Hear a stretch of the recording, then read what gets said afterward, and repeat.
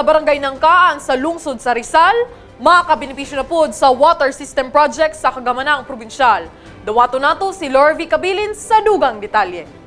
Limbyong tubig usa ka gasa gikan sa kahitasan nga napaabot dinhi sa barangay Nangkaan lungsod sa Rizal pinaagi sa proyekto ni Governor Roberto Uy.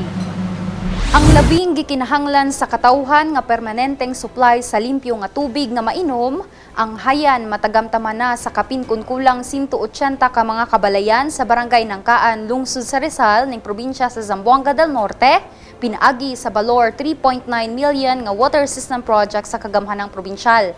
Si Mrs. Glenna Santiago, Barangay Coordinator, ang mipaabot siyang pagpasalamat sa mga opisyala sa probinsyal nga kagamhanan pinanguluhan ni Governor Roberto Uy. Sumala niya nga lisod ang kakuhaan nila og tubig, ilabi na sa mga taga Purok 3 nga magkangga pa padung sa sentro nga may 1 ka kilometro ang gilayon para magkabu. Nagpasalamat pud si Mrs. Santiago sa suporta ug tabang sa iyang mga kabarangay, kinsa ni perma sa petisyon alang sa pagpangayo sa maong proyektong patubig. Ingon man siya nagpasalamat ngadto nila sanggo na ang bayan member Christopher Hutba ug Dante Molina sa paggama sa resolusyon niini ug sa uban pang opisyales sa lokal nga kagamhanan sa lungsod sa Rizal, kinsa nitabang aron maimplementar ang maong proyekto. Unang-una akong pasalamatan ang atong halandong Gobernador Roberto Uy ug sa atong First Lady sa probinsya, Ma'am Edeline Tangoy. Daghan kayong salamat ninyo o sa tanang mga katawhan karon nga naa karon dire nga moy ni suporta nga ni perma sa petisyon para lang ta nga makatubig dinhi sa atong barangay Nangkaan o sa nagama sa maong resolusyon nga para lang gyud ta nga mahatagan og tubig. Magpasalamat ko sa SB member Christopher Hotba, SB member Dante Molina, kay ang barangay Nangkaan naglisod jud mi kayo dinig tubig, ma'am. Labi na gyud sa Purok 3. Adto pa gyud taon sila mogabo sa sentro. Magkangga gyud, ma'am, o labi na gyud sa uban pa namo nga mga purok nga wala pa gyud in taon nakatagamtam sa tubig. Samtang si Mr. Alex Santiago ang tag-iya sa 200 square meters nga yuta nga gitukuran sa water system ang nagkanayon nga kini iyang gidonar tungod kay iyang nakita nga lisod kaayo ang tubig sa ilang barangay.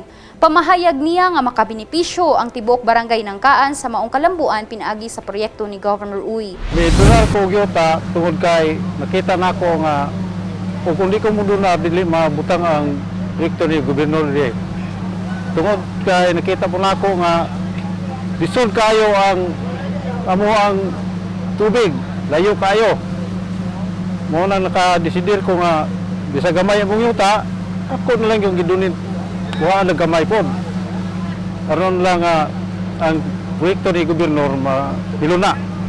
Matud ni Engineer Ronan Mondihar nga adunay gilawmon nga 250 feet ang natumbok nga tubod sa mga personahe sa PEO Waterworks. Kini adunay gikusgon nga 15 to 16 liters per second ug supisyenteng makasupply sa tibok barangay.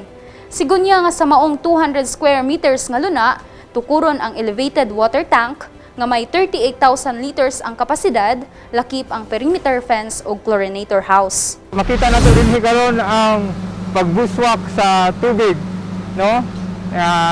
Dunay gilawmon nga 250 feet.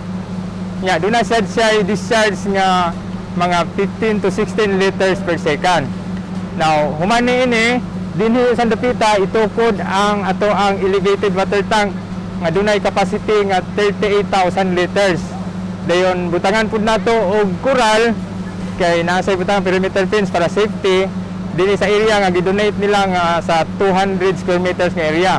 Nya tukuron pud nato ang kanang chlorinator house nga adha pud gibutang atong pump house. Gibutyag pa ni Engineer Mondihar nga isunodayon nila ang lain pa nga water system project sa kagamhanang probinsyal sa lungsod sa Rizal. Umanini, isunod pud nato ang ubang project pa diri sa Rizal like posible ang South Mapang. May atong isunod kay daghan pa kaayong proyekto ang gihatag sa atong gobernador dinhi sa lalawigan sa Zamboanga del Norte. Gikan dinhi sa barangay Nangkaan, Rizal, Lorvy Cabilin sa Zamboanga del Norte Provincial News Network. Ang dapig sa kamatuuran, duyog sa kalambuan. Aron ma-update kamo sa tinuod nga mga balita ning atong probinsya, please like and follow our Facebook page, Provincial Information Center Zamboanga del Norte. Pwede usab ninyo kining i-share aron mas daghan sa atong katawhan ang makahibalo sa tinuod nga panghitabo dinhi sa atong probinsya. Mag-comment usab kamo aron may bawa namo ang inyong reaksyon o opinyon. Kini si Shariza Haralvez sa Zamboanga del Norte Provincial News Network, ang dapig sa kamatuoran, duyong sa kalambuan.